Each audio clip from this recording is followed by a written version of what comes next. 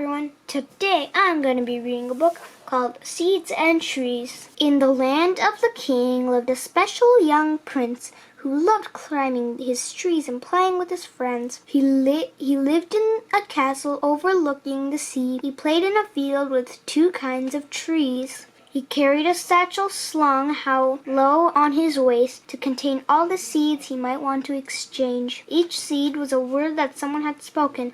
Each seed was collected, a trinket, a token. It didn't quite matter from where it had come, a stranger, a friend, a whisper made up. He rose every morning to water seed from each of the words he'd received. When someone spoke nicely, not anything mean, they'd hand him a seed whose essence was green. But sometimes the seeds would come bringing pain, seeds of dark color whose trees produced shame. Several dark seeds grew quickly, then withered. Others remained, grow slowly, unhindered. At the end of each day, he'd admire the seeds, go plant the new ones, and play in his trees. The trunks and the branches of dark were laden with thistle and thorns, causing pain as he scaled them. Climbing these trunks and these branches was tricky. Each part of the tree that he grasped was quite prickly. Each time the prince climbed, he was bruised and was slit. Yet trees are for climbing, so though the pain he'd persist, but each time he'd climb the tree, clothed in green, he felt safe and healed as those trees weren't mean. His green trees were strong as they welcomed his touch. Their branches grew fruit as he could eat or could clutch. He could sit on the base or climb up. He could rest in the branches or play hide and seek. As years passed, he noticed the green trees were weakening. The trunks of the base of the trees needed strengthening. The soil had hardened as life was escaping. Their canopy covered as his dark trees had shaded them. He would plant his green seeds and dark seeds beside. They'd war with each other and try to survive. His green trees were the strongest with plenty of light, but his dark trees grew stronger in the darkness of night. But they shared the same water and sunlight to grow. But the dark trees were hiding the fruit that would show. The green trees caused life and peace to grow near, but the dark seeds killed soil and grew trees clothed in fear. The field the prince planted had started to show the trees of two kinds, and the fruit had grown. The fruit fell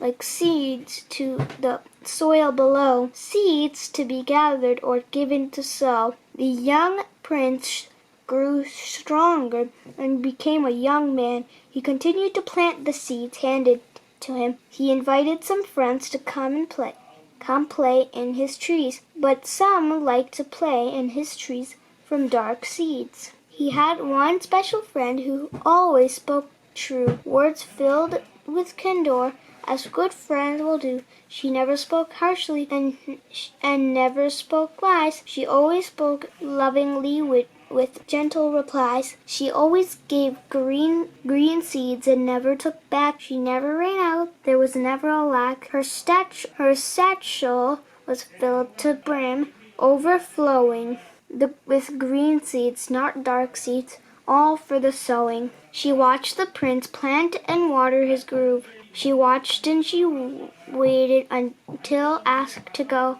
One day the prince said, "Hey friend, come along." She humbly agreed and began singing a song. To the groove, we will look down below, at the roots and the soil and the trees that they've grown. We will care for you green trees and even plant more seeds. But your dark trees will not fall as new life is sown. As he walked in the field with his little friend by his side, the young prince took a note as his trees came alive. Green trees were swaying to the sound of the tune, but the dark trees stood stiff, clenched their fists, and seemed rude. After years of planting and watering seeds, they'd grown into tall and powerful trees. The prince remained stiff as he entered the grove. He thought back to each tree and seeds that was sown, but admired the beauty and green seeds created. But noticed at the roots the life had departed. His friend came prepared and brought tools along. The prince hadn't noticed, but his friend was quite strong. The tools that she carried were weathered and humble, a pickaxe, a saw, an old rusty shovel. The friend asked the prince to pick out a tree. When causing pain that he'd rather not see, the prince pointed up to one skinny, dark mass.